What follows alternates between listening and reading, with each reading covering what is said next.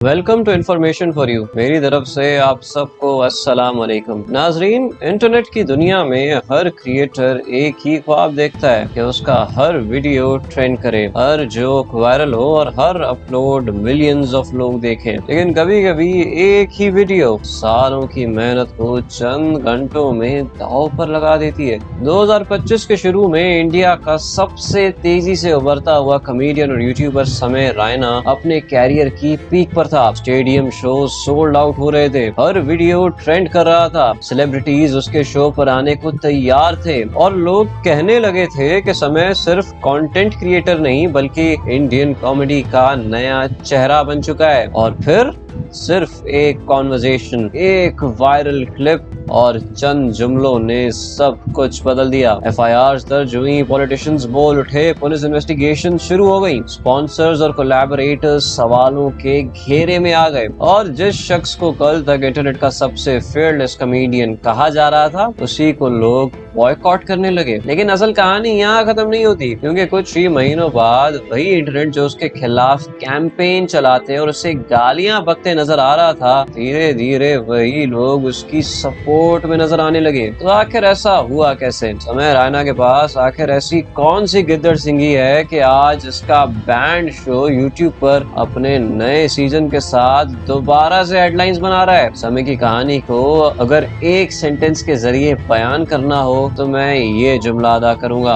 The best and worst thing about time is that it changes। तो फिर आइए गहराई से समझते हैं कि समय का समय बुरे से अच्छा, अच्छे से बुरा और एक बार फिर बुरे से अच्छा कैसे हुआ।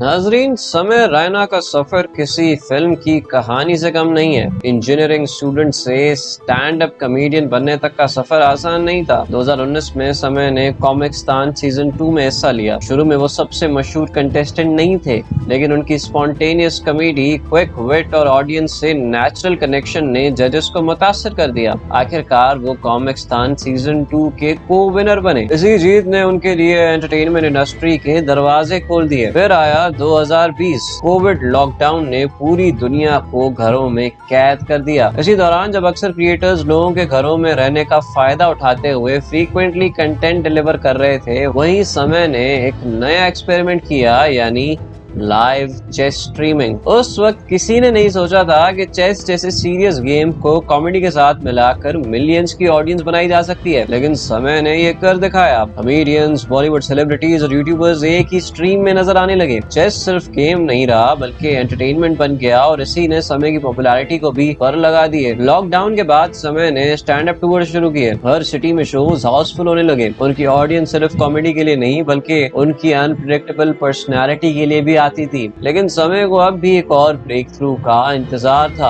और फिर लॉन्च हुआ इंडियाज गॉट टैलेंट। ये ट्रेडिशनल टैलेंट शो नहीं था, इसमें कंटेस्टेंट्स भी अनयूजुअल थे, जजेस भी अनसेंसर्ड थे और ऑडियंस को वो देखने को मिलता था जो मेन स्क्रीन टेलीविजन पर दिखाने का कभी सोचा ही नहीं गया था। हर एपिसोड रिलीज होते ही यूट्यूब ट्रेंडिंग पर चला जाता। Millions of views, hundreds of thousands of live viewers, short clips her social media platform पर वायरल और यूं कई लोग इसे इंडिया का सबसे एंटरटेनिंग यूट्यूब शो कहने लगे थे। 2024 के आखिर तक समय रैना सिर्फ कॉमेडियन नहीं रहे थे, वो इंडिया के सबसे इन्फ्लुएंशियल डिजिटल एंटरटेनर्स में शामिल हो चुके थे। लेकिन जितनी बड़ी सक्सेस होती है उतना ही बड़ा प्रेशर भी होता है कि हर अगला एपिसोड पिछले से ज्यादा शॉकिंग और एंटरटेनिंग हो। और शायद समय के इसी हवस ने हमारी इस कहानी को एक खतरनाक मोड़ पर डाल दिया। ये बात है फरवरी 2025 की। इंडियाज गॉट टैलेंट का एक नया एपिसोड रिलीज हुआ। एपिसोड बिल्कुल दूसरे एपिसोड्स की तरह ही शुरू हुआ। Comedy, roasting, dark humour, audience की तालियां। लेकिन फिर गेस्ट पैनल पर बैठे यूट्यूबर रणवीर अलाहाबादिया और फेयर बाइसेप्स ने एक कंटेस्टेंट से बातों बातों में एक इंतहाई गिरा हुआ सवाल किया जो यहाँ दोहराया तक नहीं जा सकता। लेकिन समय के अपने मुताबिक उस शो पर उसी नौयत की इतनी बातें कही गई थी कि उस वक्त स्टेज पर मौजूद लोगों ने इसे सिर्फ एक और एजी जोक समझा और एडिटर ने भी इस सीन को कट नहीं किया। लेकिन एपिसोड प्रीमियर होने पर इंटरनेट ने इस एक सवाल को बिल्कुल मुख्तलिफ नजर से देखा। किसी ने उस क्लिप को कट किया, दूसरे ने एक्स पर अपलोड कर दिया, फिर इंस्टाग्राम, फिर फेसबुक, और सिर्फ चंद घंटों के अंदर वो क्लिप लाखों लोगों तक पहुंच चुकी थी। जिन लोगों ने पूरा एपिसोड कभी देखा भी नहीं था, वो भी सिर्फ उस वायरल क्लिप की बुनियाद पर अपनी राय देने लगे। बॉयकॉट समय रैना और बॉयकॉट रणवीर अलाहाबादिया ट्रेंड करने लगा। नेशनल मीडिया ने इसे प्राइम टाइम डिबेट बना दिया। पॉलिटिशियंस ने रिएक्शन देना शुरू कर दिए, पुलिस कंप्लेंट दर्ज होने लगी और कंट्रोवर्सी यूट्यूब की बाउंड्री से निकलकर नेशनल इशू बन गई। 11 फरवरी को कंट्रोवर्सी ने और भी बड़ा मोड़ लिया। मुंबई पुलिस रणवीर अलाहाबादिया के घर पहुंची। रिपोर्ट्स के मुताबिक पुलिस उनका बयान रिकॉर्ड करने गई। कंट्रोवर्सी यही नहीं रुकी। बाद में समय रैना ने अपने कॉमेडी स्पेशल में बताया कि इस कंट्रोवर्सी के दौरान उनके वीडियो एडिटर को भी पुलिस ने गिरफ्तार किया था। समय के मुताबिक इस वाक्य ने उन्हें ज़हनी तौर पर बहुत मुतासिर किया और उन्हें एहसास हुआ कि मामला सिर्फ इंटरनेट ट्रोलिंग तक महदूद नहीं रहा। कंट्रोवर्सी के पहले कुछ दिन समय रैना के लिए सबसे मुश्किल थे। इंटरनेट का मूड उनके खिलाफ था, लेकिन फिर कुछ ऐसे कदम उठाए गए जिन्होंने धीरे धीरे डिस्कशन का रुख बदलना शुरू कर दिया। सबसे पहले समय ने पब्लिक कन्फ्रंटेशन से बचने का फैसला किया।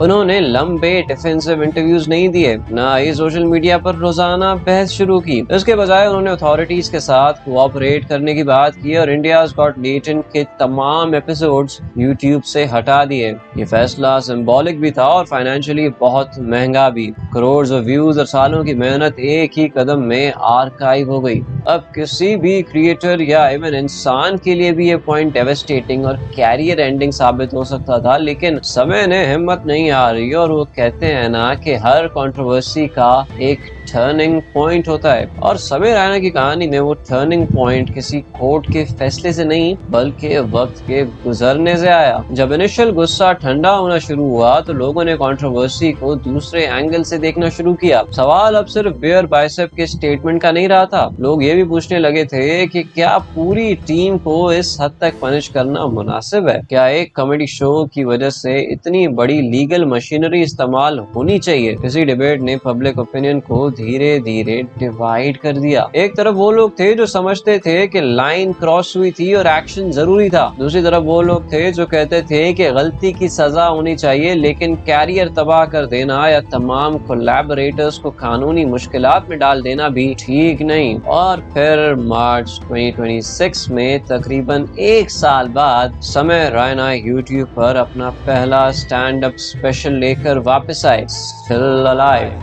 ये सिर्फ कॉमेडी स्पेशल नहीं था, बल्कि उनकी तरफ से पूरी कंट्रोवर्सी का पहला खुला जवाब था। इस स्पेशल में समय ने बताया कि कंट्रोवर्सी के दौरान उनका एडिटर अरेस्ट हुआ, पुलिस इन्वेस्टिगेशंस चलती रहीं। उन्होंने कहा कि जिस लम्हे ने उन्हें सबसे ज्यादा तोड़ दिया वो वक्त था जब उन्होंने अपनी माँ को रोते हुए देखा और महसूस किया कि कंट्रोवर्सी का असर सिर्फ उन तक महदूद नहीं रहा, बल्कि उनके करीबी लोग भी उससे मुतासिर हुए। लेकिन इसी स्पेशल में समय ने अपनी पहचान नहीं बदली। उन्होंने फिर भी कॉमेडी का सहारा लिया। ऑडियंस ने देखा कि वो कंट्रोवर्सी को डिफेंड करने के बजाय उस पर रिफ्लेक्ट कर रहे हैं और अपनी कहानी सुना रहे हैं। कई व्यूअर्स के लिए यही वो लम्हा था जहां उनकी इमेज धीरे धीरे ट्रांजिशन होना शुरू हुई। समय ने बड़ी चालाकी के साथ माजी के बुलिंग इंसिडेंट सुनाकर, जो अगर वो ना भी सुनाते तो फर्क नहीं पड़ता, काफी ज्यादा सिंपैथी हासिल की। और देखते ही देखते इनका ये स्टैंड अप स्पेशल आज 6 करोड़ 60 लाख से भी ज्यादा व्यूज हासिल कर चुका है। और पूरा 1.5 घंटा सिंपैथी हासिल करने के बाद समय ने अपने शो की रिवाइवल की अनाउंसमेंट के लिए निहायत ही अय्यारी के साथ सेटअप बनाया और एंड में अपने show India's got talent season 2 का ऐलान कर डाला।